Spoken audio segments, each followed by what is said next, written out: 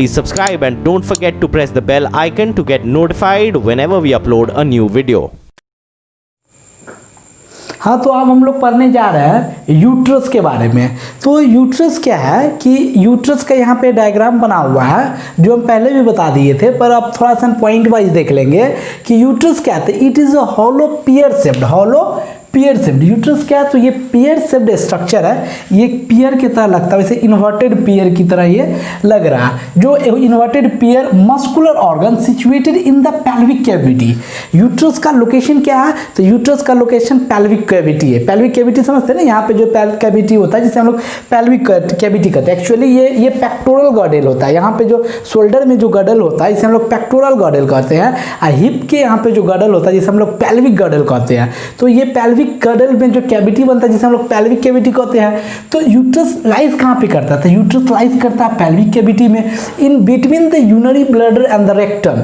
Urinary bladder और rectum के बीच में जो है यूट्रस लाइज करता है। यूट्रस क्या है, तो uterus is a hollow, hollow है तभी तो इसमें बेबी जो है ग्रो करता है यूट्रस के अंदर। तो it is a hollow pear shaped, वैसे एनसीईआरटी में इन्वर्टेड पियर शेप कहता है। तो it is a hollow inverted pear shaped muscular organ. ये एक मस्कुलर ऑर्गन है जो सिचुएटेड कहाँ करता है, तो पेल्विक कैविटी में। पेल्विक कैविटी में in between the urinary bladder and the rectum, urinary bladder और रेक्टम के बीच में। अब uterus open into the vagina through a narrow opening called cervix. ये यूट्रस है आपका, तो यूट्रस जो है यूट्रस ओपन होता है वेजाइना में। तो वेजाइना में जिस ओपनिंग के थ्रू ओपन होता है जिसे हम लोग सर्विक्स कहते हैं, या फिर यूट्रस का जो ओपनिंग होता है जिसे हम लोग सर्विक्स कहते हैं, इसी ओपनिंग के जरिए जो है यूट्रस जो है वेजाइना में क्या होता है, ओपन होता है। And the cavity of the cervix, जिसको लोग सर्वाइकल कैनाल कहते हैं, cavity of the cervix is called.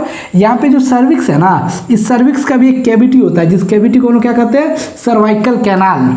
Cervical canal, what is cervical canal, तो the cavity of the cervix, cervix का कैविटी जिसको हम सर्वाइकल कैनाल कहते हैं। ये हो गया यूट्रस। यूट्रस ओपन होता है वेजाइना में, यूट्रस ओपन होता है वेजाइना में थ्रू अ नैरो ओपनिंग, एक छोटी सी ओपनिंग को जिसे हम लोग सर्विक्स कहते हैं। अब इस सर्विक्स का एक कैविटी होता है जिस कैविटी को हम लोग सर्वाइकल कैनाल कहते हैं, ठीक है। अब ये the cavity of the cervix called cervical canal along with the vagina forms the birth canal. Birth canal मतलब जो बेबी जो आता है बाहर, expel out from the vagina, तो उसके लिए बच्चा आता है कहाँ से बाहर, तो ये हो गया आपको यूट्रस। यूट्रस के अंदर बेबी ग्रो करता है। तो यूट्रस से जब बेबी बाहर आता है तो यहाँ पे ये जो सर्वाइकल कैनाल है, जो सर्विक्स का कैविटी है, ये सर्वाइकल कैनाल और ये वेजाइना दोनों से होते हुए बाहर आता है। तो ये सर्वाइकल कैनाल और वेजाइना को जो है हम लोग बर्थ कैनाल कहते हैं। अगर पूछे एग्जाम में कि बर्थ कैनाल क्या है, तो birth canal is the cavity of the cervix, cervix का कैविटी जिसको लोग सर्वाइकल कैनाल कहते हैं, और वेजाइना। तो सर्वाइकल कैनाल और वेजाइना को एक साथ, ये वाले पोर्शन को हम लोग ये बर्थ कैनाल कहते हैं। What is the birth canal, तो birth canal is called the cervical canal and the vagina. Cervical canal along with the vagina called together called as the birth canal, जिसको हम लोग बर्थ कैनाल कहते हैं। अब the wall of the uterus has 3 layer. Uterus के wall का 3 layer है। सबसे पहले होता है सबसे बाहर वाला पेरीमेट्रियम, मिडिल वाला मायोमेट्रियम, उसके अंदर जो है इंडोमेट्रियम। ये देख रहे हैं, ये सबसे बाहर वाला लेयर है आपका जो पेरीमेट्रियम, उसके अंदर में मिडिल लेयर जो है मायोमेट्रियम, सबसे अंदर वाला जो लेयर है ये आपका इंडोमेट्रियम का लेयर है। तो कहते क्या कि पेरीमेट्रियम क्या है, तो perimetrium is external thin membrane. पहले भी हम बता चुके कि पेरीमेट्रियम जो है आपको ये एक्सटर्नल थिन मेम्ब्रेन है।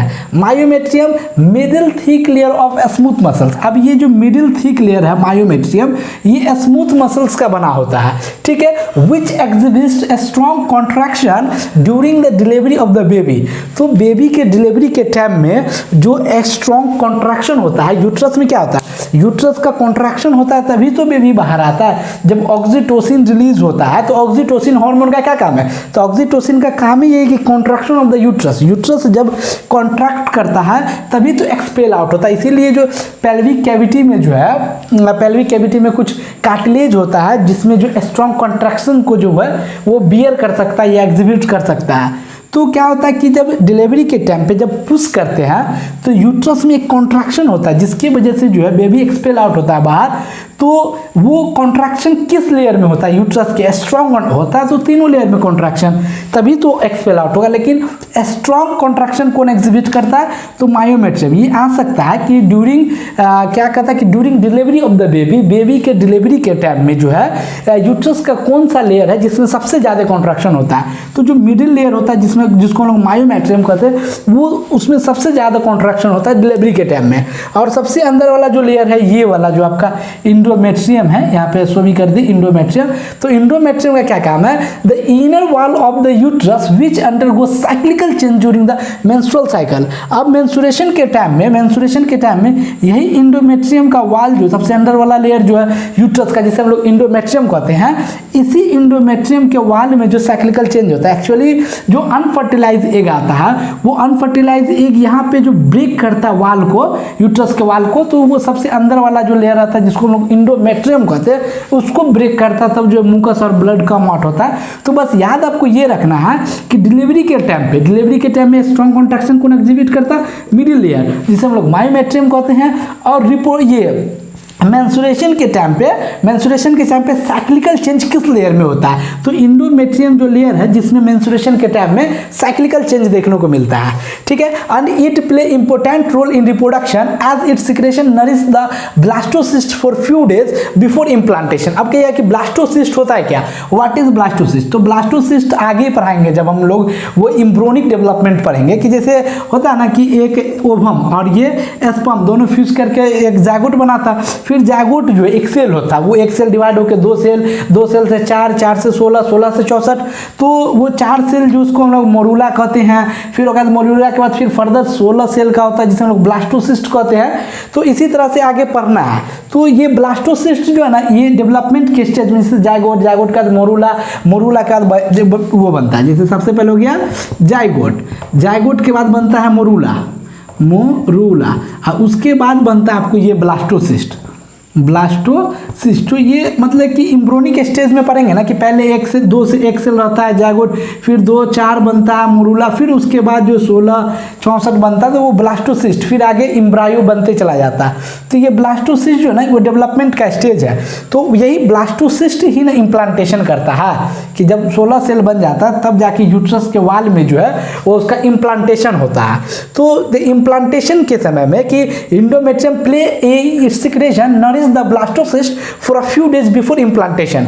अब वो जो आपको फर्टिलाइज एग आएगा जो यहाँ पे, तो फर्टिलाइज एग आता है तो आने के जस्ट बाद तुरंत आया तुरंत अटैच नहीं हो जाता, आने के बाद यहाँ पे जो 1-2 दिन रहता है, उसके बाद जो इंडोमेट्रियम के साथ उसका अटैचमेंट होता है जिसे हम लोग इम्प्लांटेशन कहते हैं। इम्प्लांटेशन क्या है? जब आपको फर्टिलाइज एग आएगा तो यूट्रस के वाल के साथ सटेगा। ये आपका वाल ऑफ यूट्रस है जिसको हम लोग इंडोमेट्रियम कहते हैं। तो ये आपका फर्टिलाइज एग है। तो फर्टिलाइज एग आके यूट्रस के वाल के साथ चिपकेगा जिसे हम लोग इम्प्लांटेशन कहते हैं, जिसे हम लोग क्या कहते हैं? इम्प्लांटेशन कहते हैं। ये यूट्रस का जो वाल है, यूट्रस का वाल, तो यूट्रस के वाल के साथ जो एम्ब्रायो का अटैचमेंट होता है जिसे हम लोग इम्प्लांटेशन कहते हैं। मगर ये इम्प्लांटेशन जो तभी होगा जब ये फर्टिलाइज एग आएगा। तो जिस समय आता है यहाँ पे फर्टिलाइज एग यूट्रस के वाल के ऊपर में, उसी समय इम्प्लांटेशन नहीं हो जाता है,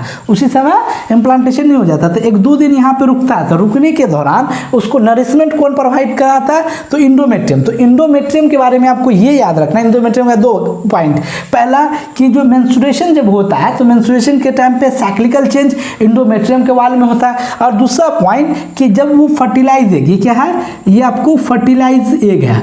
फर्टिलाइज एग जब आता है यहाँ पे, अगर फर्टिलाइज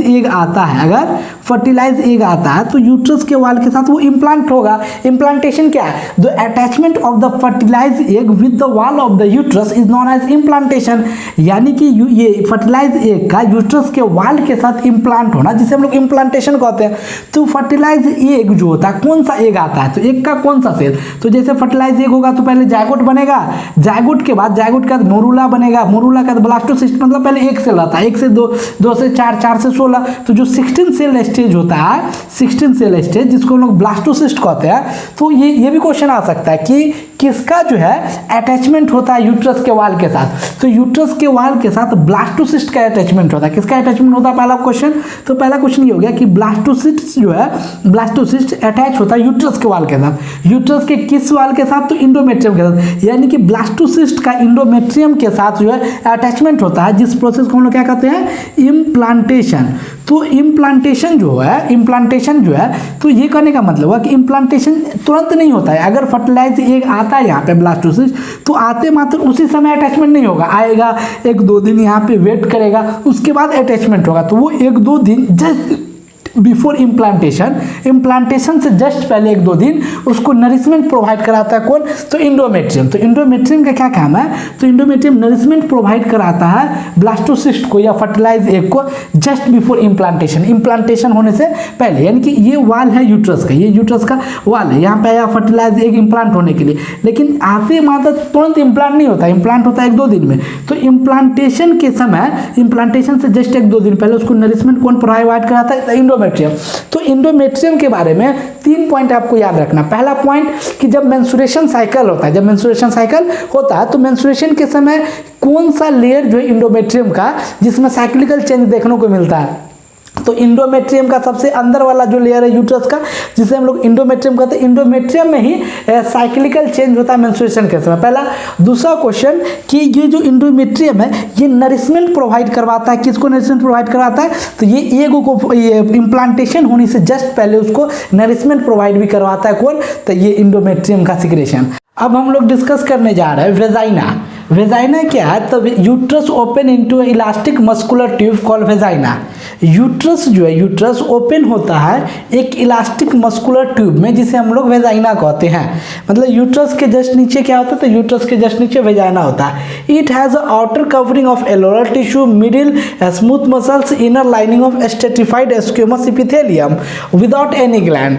ये जो वेजाइना में जो है, वेजाइना में 3 तरह का जो है टिश्यू पाया जाता है। एक आउटर मेम्ब्रेन में एरोलर टिश्यू, मिडिल लेयर में जो है स्मूथ मसल्स पाया जाता है, सबसे इनर वाले में स्ट्रेटिफाइड स्क्वेमस एपिथेलियम, और विदाउट एनी ग्लैंड। यानी कि इसमें जो वेजाइना के अंदर कोई ग्लैंड नहीं होता। But vagina contain lactobacillus acidophils.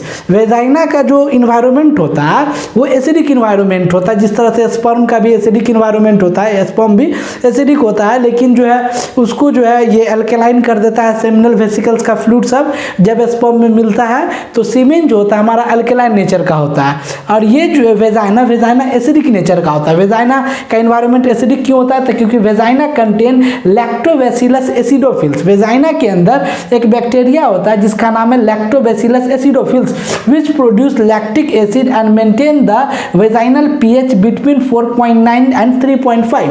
4.9 से 3.5 के बीच में जो है वेजाइना का एसिडिक पीएच कौन मेंटेन करता है? लैक्टोबैसिलस। अपना स्पर्म जो है, स्पर्म क्या होता है?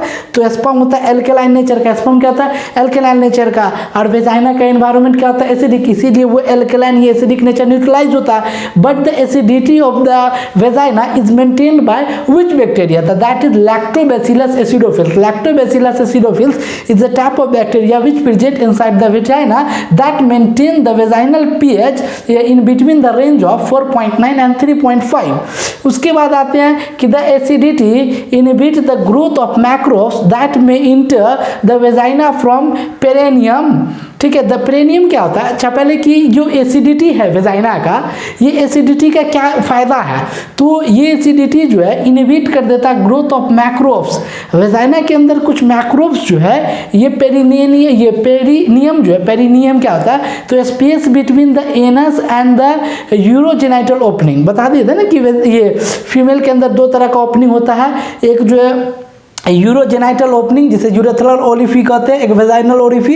तो जो यूरोजेनाइटल ओरिफी होता है जिसे हम लोग यूरिनेशन के लिए फीमेल यूज करती है, तो यूरोजेनाइटल ओरिफी और एनस के बीच में एक और मतलब कि ओपनिंग होता है जिसे हम लोग पेरिनियम कहते हैं। तो इसी पेरिनियम के थ्रू जो है कुछ जो है मैक्रोब्स जो वेजाइना के अंदर घुस जाता है, तो इंटर कर जाता है मीन, तो उस मैक्रोब्स को ग्रोथ को इनहिबिट करने के लिए ये एसिडिटी जो जरूरी है। तो acidity inhibit the growth of मैक्रोब्स। अब ये जरूरी नहीं कि सिर्फ ये पेरिनियम के थ्रू ही जो भी ये मैक्रोब्स इंटर करेगा उसी को इनहिबिट करेगा। Any type of मैक्रोब्स that may grow inside the vagina and that get inhibited by the acidic environment of the vagina. Vagina की एसिडिक इन्वायरमेंट के होने की वजह से कोई भी मैक्रोब्स का वहाँ पे ग्रोथ नहीं हो पाता, मैक्रोब्स की ग्रोथ को इनहिबिट कर देता acidic environment of the vagina.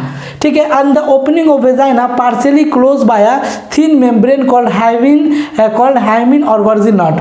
और ये जो यंग फीमेल होती है या फिर जो अनमैरिड फीमेल होती है उसका जो वेजाइना जो है पार्शियली कवर क्या रहता है एक मेम्ब्रेन से, जिसे हम लोग हाइमिन कहते हैं। ये हाइमिन जो वर्जिनिटी नॉट के लिए भी माना जाता है, but this is not true always. जो है हमेशा जो ज़्यादातर जो most of the time due to exercise and any physical activity the hymen layer get break. ठीक है, तो यही समझना है कि बस इसमें जो है वेजाइना में जो है 3 तरह का लेयर होता है। आउटर एरियोलर टिश्यू, मिडिल वाला ये स्मूथ मसल, सबसे इनर स्ट्रेटिफाइड स्क्वेमस एपिथेलियम।